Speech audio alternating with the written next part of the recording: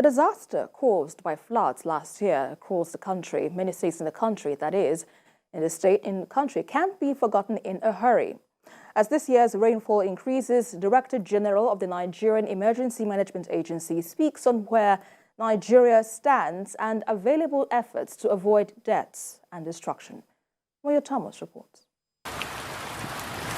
Concerns have been raised over the high volume of rainfall, as report says 19 states and 56 communities have already been impacted by this year's rainfall. This raises the question of what the agency charged with the responsibility of disaster management is doing to mitigate a recurrence of last year's unfortunate incident. TVC crew interviewed the Director General of the agency to get answers on this. They have started creating states without SEMA, have set up SEMA. States without local emergency management committee have done that. Some states have done that.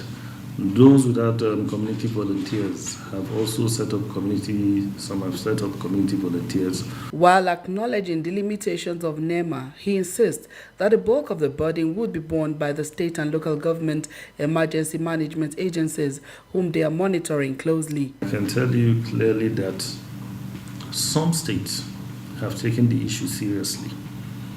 They have gone around, they have started even dredging, desilting the river, clearing their drainage, clearing the water channel.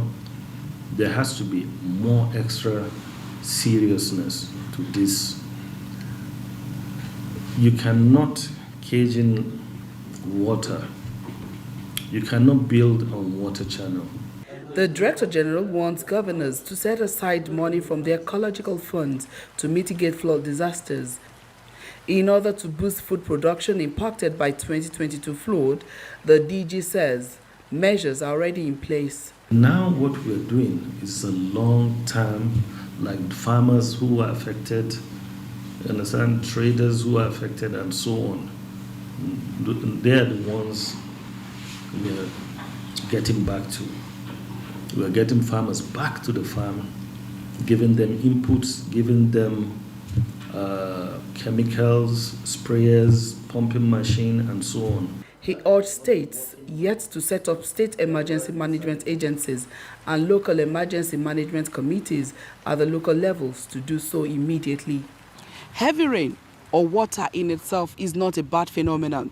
Nigeria only needs to harness it and use it for other beneficial purposes, such as electricity generation, by building more dams and reserving these waters. Moyo Thomas, TVC News, Abuja.